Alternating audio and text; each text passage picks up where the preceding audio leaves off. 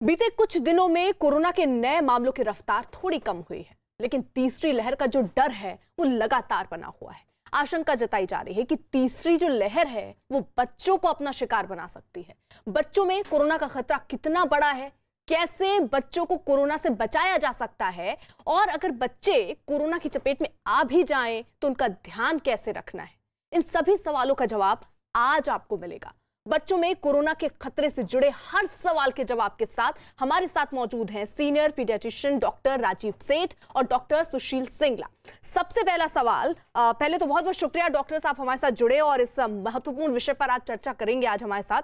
सबसे पहला सवाल राजीव सेठ, डॉक्टर राजीव सेठ से हम लेना चाहेंगे। आखिरकार ये जो बच्चों को कोरोना हो जाए तो किस तरीके के एहतियात बरतने चाहिए? देखिए, जो कोविड फेज 1 में हमने देखा बच्चे कम अफेक्टेड हो रहे थे, लेकिन कोविड जो फेज 2 चल रही है, वेव 2 चल रही है, उसमें बहुत सारे बच्चे इस बीमारी का शिकार हो रहे हैं। लेकिन अभी भी माइल्ड और मॉडरेट केसेस बहुत ज़्यादा हैं, तो इसलिए ज़्यादा चिंता नहीं करनी चाहिए। माइल्ड केस में सिर्फ एक बच्चे को हल्का सा बुखार, खांसी, जुकाम जैसी समस्या आती है, उसको कोई तकलीफ और नहीं होती, कोई ब्रीदिंग प्रॉब्लम नहीं, कोई और तकलीफ नहीं, और मामूली सी दवा से वो बच्चा ठीक हो जाता है, पैरासिटामोल या कोई डिकंजेशन मेडिसिन से। लेकिन जो मॉडरेट सिम्टम्स होते हैं उसमें उनको ब्रीदिंग उनकी तेज होने लगती है और बच्चों को ऑक्सीजन की कमी महसूस होती है। अगर आपके पास पल्स ऑक्सीमीटर है उससे आप नाप सकते हैं, और कई बार ये मुनासिब नहीं होता है, इसलिए अगर बच्चा तेज सांस ले रहा हो तो वो मॉडरेट सिम्टम्स में आ जाता है, और डिपेंडिंग उसकी जो एज है उस तरफ उसकी जो ब्रीदिंग रेट बढ़ी हुई होती है। अगर सीवियर सिम्टम्स होने लगे तो बच्चा शॉक में जा सकता है, वो डिहाइड्रेशन। डॉक्टर साहब, लेकिन ये अगर और कोरोना लो से ब्लड ही प्रेशर बचाना हो पहले बच्चों को, तो क्या एहतियात बरतने चाहिए? बच्चों को इससे अगर बचाना है तो हमें कोविड के सारे प्रिकॉशंस रखने पड़ेंगे। हमें बच्चों को मास्क देना चाहिए, सोशल डिस्टेंसिंग और नॉर्म्स, जो हैंड सैनिटाइजर, वो तो ज़रूरी है ही।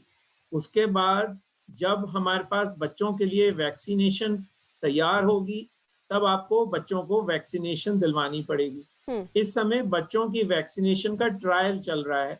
अभी अध्ययन की परमिशन मिल चुकी है, उसकी रिपोर्ट 3-4 महीने बाद आएगी। उसके बाद जब बच्चों की वैक्सीन लॉन्च होगी तो सब पेरेंट्स को अपने बच्चों को वैक्सीनेशन, उससे बचाव होता है। इस समय बच्चों के लिए वैक्सीन नहीं है, लेकिन बच्चों के माँ बाप, आप जो सुन रहे हैं, आपके लिए वैक्सीन है उपलब्ध। आप जल्दी से जल्दी आप वैक्सीनेशंस करा लीजिए ताकि आप फिर अपने बच्चों को सुरक्षित रख सकें। ठीक है। डॉक्टर सुशील सिंगला, मैं आपके पास जाऊंगी। राजीव सेठ जी, एक छोटा सा सवाल मेरा और था कि जैसे बड़ों को बोला जा रहा है 2 मास्क लगाइए, क्या बच्चा अगर कभी बाहर लेकर जा रहे हैं तो उसको भी 2 मास्क लगाना जरूरी है क्या?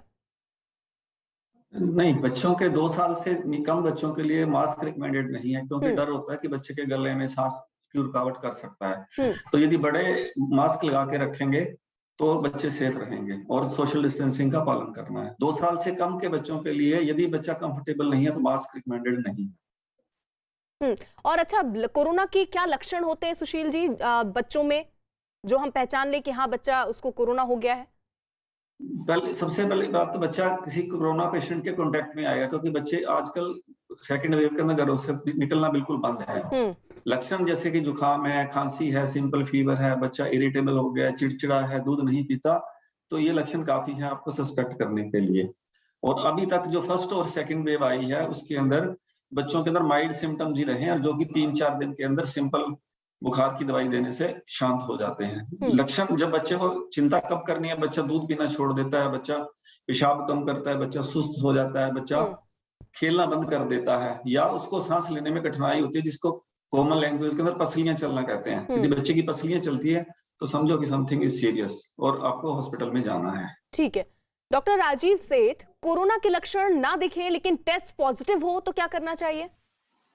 देखिए, अगर उसका टेस्ट आपने कराया है, रैपिड एंटीजन या कोविड आरटी-पीसीआर टेस्ट, अगर वो पॉजिटिव, मतलब बच्चे को कोविड का इन्फेक्शन है, वो माइल्ड केस है, अगर उसको कोई सिम्टम्स नहीं है, उसको फिर भी आइसोलेट करना पड़ेगा घर पे। उसको, अगर वो बड़ा बच्चा है 2 साल से बड़ा, तो उसको मास्क, सैनिटाइजेशन और वो सब सारी जो कोविड प्रिकॉशंस रखने पड़ेंगे और मामूली सी दवा आप उसका डॉक्टर अगर उसे कोई बुखार है या कोई खांसी जुकाम है तो दी जा सकती है। लेकिन अगर वो कोविड पॉजिटिव है, टेस्ट पॉजिटिव है और उसको कोई सिम्टम्स नहीं है तो वो डेफिनेटली माइल्ड कोविड का केस है। ठीक है डॉक्टर सुशील सिंगला, क्या पेट खराब होना भी कोरोना का लक्षण हो सकता है? जी, बच्चों के अंदर खांसी जुकाम के अलावा आजकल 10-20% बच्चे वोमिटिंग और लूज मोशन और फीवर से भी प्रेजेंट कर रहे हैं, जो कि कोरोना के लक्षण है। और हमारे अस्पताल के अंदर ऐसे बच्चे आए भी हैं और ट्रीटमेंट होकर ठीक होकर भी गए हैं। अभी तक बच्चों के अंदर माइल्ड और मॉडरेट, जैसा डॉक्टर साहब ने बताया, डिजीज रही है और सिंपल जैसे कॉमन डायरिया वोमिटिंग को ट्रीट करते हैं वैसे ट्रीटमेंट से बच्चे रिस्पॉन्स दे रहे हैं। डॉक्टर राजीव सेठ, क्या जोड़ों में अगर दर्द हो रहा है तो वो भी क्या कोरोना का लक्षण है?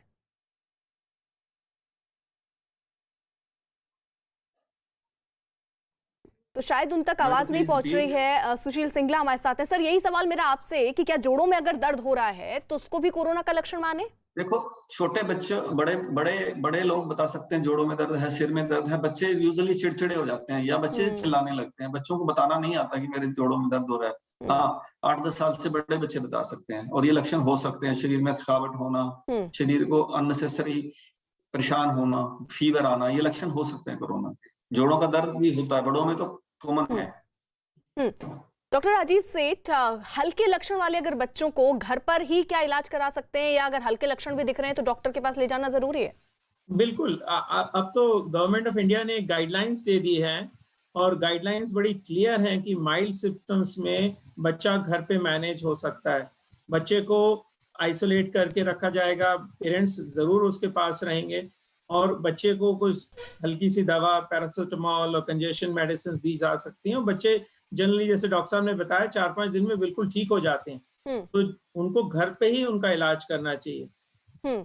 ठीक है। अगर बच्चा बहुत सिक है, उसे अगर मॉडरेट सिम्टम्स हैं या सीवियर सिम्टम्स है, जैसे डॉक्टर साहब ने बताया उसकी सांस तेज चल रहा है, वो इरिटेबल है, उसे बार बार उल्टियां हो रही हैं,